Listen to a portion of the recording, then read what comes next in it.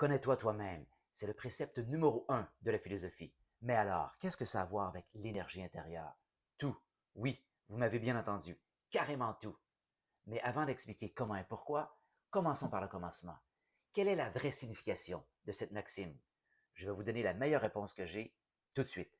Se connaître soi-même, c'est rendre l'inconscient ou ce qui est inconscient conscient. C'est tout. Maintenant, comment est-ce qu'on fait ça? Comment mettons en pratique cette exhortation suprême? Ça, mes amis, c'est la vraie question. Et pour y répondre, je vais décrire les trois façons de se connaître soi-même. Ensuite, je vous donnerai les deux grandes approches pour y arriver. Et enfin, je vais vous montrer pourquoi ça a tout à voir avec l'énergie intérieure. Alors, quelles sont les trois façons de se connaître soi-même ou les trois niveaux de devenir plus conscient de qui on est?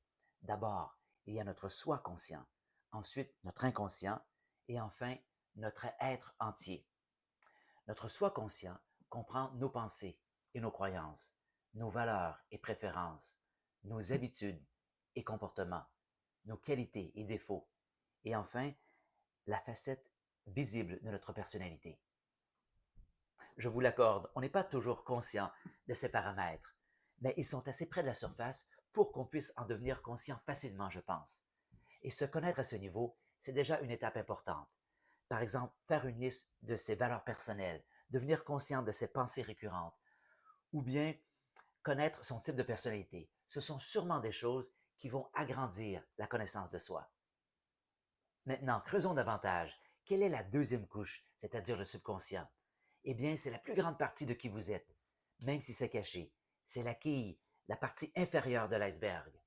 Et ça inclut vos impulsions et désirs forts, vos traumatismes et mécanismes de défense, ainsi que vos conditionnements et vos croyances profondes, comme par exemple la façon dont vous percevez le monde en général.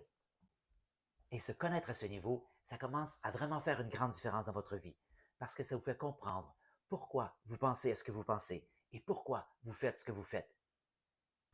Tournons-nous maintenant vers la troisième couche, c'est-à-dire la connaissance de soi au niveau énergétique, ce qui est au cœur de votre être. Comme Eckhart Tolle le souligne bien, se connaître soi-même profondément n'a rien à voir avec toutes ces idées qui flottent dans votre esprit.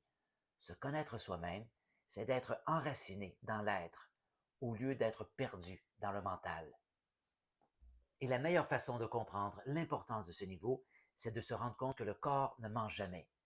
Donc l'énergie peut être vue comme un pont entre le corps et le mental, ce qui signifie que ce niveau inclut les deux autres niveaux, c'est-à-dire le soi conscient et le subconscient. Et la meilleure façon de devenir conscient de son subconscient, c'est par le corps et l'énergie. Ce qui m'amène à mon deuxième point, c'est-à-dire les deux façons de devenir plus conscient de qui vous êtes. Donc, vous pouvez vous connaître soit par le mental, soit par le corps. Autrement dit, vous pouvez utiliser la pensée ou le ressenti. Et je suis tout à fait d'accord avec Eckhart Tolle quand il affirme que votre ressenti vous rapprochera davantage de la vérité de qui vous êtes que ne peut le faire la pensée. Le problème avec votre esprit rationnel ou votre mental, c'est qu'il trouvera des moyens de vous tromper par des justifications, des raisonnements, des croyances et ainsi de suite. Par exemple, si vous vous sentez mal à l'aise avec quelqu'un, votre corps vous le laissera savoir tout de suite, tandis que votre mental pourra rationaliser la chose et déformer ainsi la réalité. Et cette capacité à ressentir votre énergie va éventuellement prendre de l'ampleur et vous comprendrez par exemple la différence entre une contraction au niveau du cœur et une contraction au niveau du plexus solaire. Donc, se connaître soi-même, ça vient pas d'un savoir intellectuel ou d'un test de personnalité. Ça vient d'une compréhension énergétique beaucoup plus profonde.